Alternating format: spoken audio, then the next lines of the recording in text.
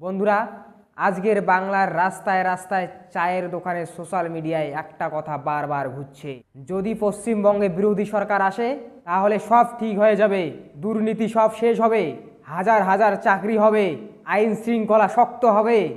এই সব কথা শুনতে বেশ ভালোই লাগে, তাই না? মনে হয় এবার আমরা বাঁচতে পারবো, মনে হয় এবার আমরা নতুন সকাল দেখতে পাবো। কিন্তু এখানেই সব থেকে বড় প্রশ্ন লুকিয়ে আছে, এই প্রতিশ্রুতিগুলি কতটা বাস্তব, নাকি ভোট পাওয়ার জন্য আমাদের মিথ্যে প্রতিশ্রুতি দেওয়া হচ্ছে? কারণ ইতিহাস আমাদের একটা জিনিস শিখিয়েছে, রাজনীতি মানেই প্রতিশ্রুতির বৃষ্টি, আর বাস্তব মানে এই বৃষ্টির এক ফোঁটা জলও মাটিতে না পৌঁছানো।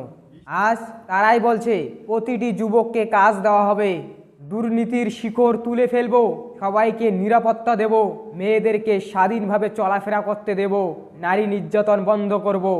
এইসব কি আদৌ বাস্তব হবে? কিন্তু বন্ধুরা, তুমি একটু শান্ত মাথায় ভাবো, এতদিন যেই সব রাজ্যে তারা ক্ষমতায় আছে সেখানে কি সব কিছু ঠিক হয়ে গেছে? সেখানে কি নারী নির্যাতন বন্ধ হয়ে গেছে? সেখানে কি দুর্নীতি বন্ধ হয়ে গেছে? সেখানে কি হাজার হাজার যুবকদের চাকরি হয়েছে? যদি না হয়ে থাকে তাহলে এখানে তারা আসলে সব কিছু ঠিক হয়ে যাবে, সব কিছু পরিবর্তন হয়ে যাবে, এই বিশ্বাসটা কোথা থেকে আসে? এটা বলছি না যে তারা কিচ্ছুই করতে পাবে না, কিন্তু এটা অবশ্যই বলছি, অন্ধবিশ্বাস সব থেকে বড় বিপদ। আজ যদি তুমি ভাবো এই দলই আমাদের সমস্যার সমাধান, তাহলে তুমি নিজের হাতেই নিজের আশা একটা দলের হাতে তুলে দিচ্ছ। আর রাজনীতি যখন একটা পক্ষের উপর পুরো ভরসা পেয়ে যায়, তখনই জবাবদিহি কমে যায়, তখনই দুর্নীতির বীজ রোপণ হয়, আর প্রতিশ্রুতি ধীরে ধীরে ভুলে যাওয়া হয়।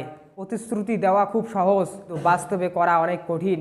আজ যারা বড় বড় কথা বলছে, কাল তাদেরও এইভাবে প্রশ্ন করা হবে, যেভাবে তুমি আজ অন্যদের করছো। তাই বলছি বন্ধুরা, চোখ খুলে দেখো, কান খুলে শোনো, আর মাথা ঠান্ডা করে সিদ্ধান্ত নাও। কোনো দলই ম্যাজিক না, কোনো নেতাও ত্রাণকর্তা না।